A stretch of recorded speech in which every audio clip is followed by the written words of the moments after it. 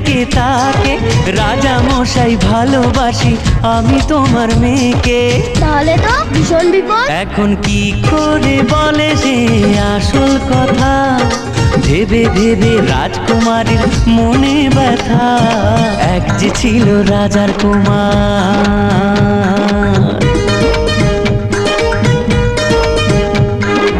ওদিকে সেই অন্য দেশে রাজার কুমার এসে বিয়ের কথা বলতে এলো হবু জামাই বেশে। মনের দুঃখে শ্রাবণ এলো রাজকুমারীর চোখে।